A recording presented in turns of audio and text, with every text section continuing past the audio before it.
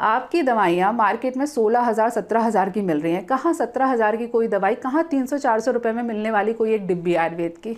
इतना ज़्यादा ego problem की वजह से हम क्या होता है ना कि हम पेशेंट की हेल्प नहीं कर पाते। जब कोई महामारी फैलती है तो एक दूसरे पर उंगली उठाने की बजाय यदि हम पेशेंट का भला करने के लिए सोचें तो ज़्यादा अच्छा रहता है, ज़्यादा उपयुक्त होता है। वर्तमान समय में जो एक कंडीशन है उसमें अकेले एलोपैथी से उतना फायदा नहीं हो रहा है। आयुर्वेद दवाइयों के रिजल्ट ठीक आ रहे हैं। आयुर्वेद दवाइयाँ पेशेंट की हेल्प पहुंचाने में कारगर साबित हो रही है, लेकिन अनफॉर्चुनेटली ईगो प्रॉब्लम की वजह से पेशेंट का नुकसान हो रहा है। केवल ईगो की वजह से एक अजीब सी लड़ाई चल रही है कि आयुर्वेद का प्रयोग नहीं करना है, आयुर्वेद केवल घरेलू नुस्खे हैं, वो इलाज नहीं कर सकते, वगैरह वगैरह की बातें आप अलग अलग रिस्पेक्टेड चैनल पर देख सकते हो। मैं यहाँ आपसे सिर्फ इतना कहना चाहती हूँ कि एक डॉक्टर का काम, आप भले ही डॉक्टर मतलब केवल एलोपैथी के चिकित्सक समझो, लेकिन आयुर्वेद, होम्योपैथी, यूनानी भी डॉक्टर्स होते हैं। कम से कम एटलीस्ट भारत में इनको लाइसेंस प्राप्त है और ये सरकार द्वारा मान्यता प्राप्त है। या फिर तो आप इनकी मान्यता खत्म कर दीजिए, आप कंप्लीटली बैन कर दीजिए कि भाई भारत के अंदर भारतीय चिकित्सा पद्धति आयुर्वेद अलाउ नहीं की जाएगी। ठीक है, आप बैन कर दीजिए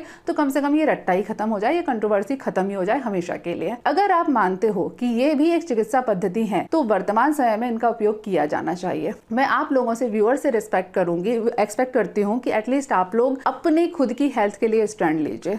अगर आप देख रहे हो कि एक चिकित्सा पद्धति है वो फेल हो रही है, उससे फायदा नहीं पहुंच रहा है, आपकी तकलीफ कंट्रोल नहीं हो पा रही है, आपकी बीमारी कम नहीं हो पा रही है, तो आपके पास एक ऑप्शन होना चाहिए कि आप दूसरी चिकित्सा पद्धति के पास जा सको, स्वेच्छा से जा सको। वर्तमान समय में ये ऑप्शन नहीं है, जो कि गलत है।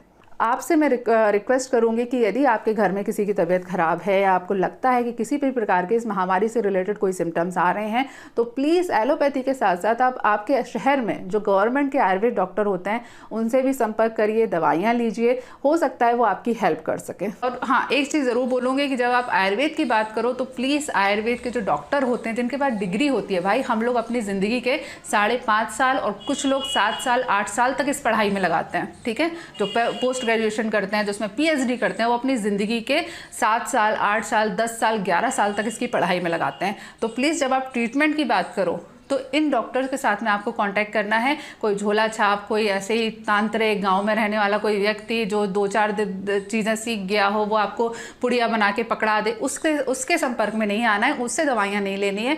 जो रजिस्टर्ड डॉक्टर है आपको उनसे ही संपर्क करना है। ठीक है, चलिए आज के लिए इस वीडियो में इतना ही। नेक्स्ट वीडियो में मुलाकात होती है, तब तक के लिए stay healthy and be happy. Good bye.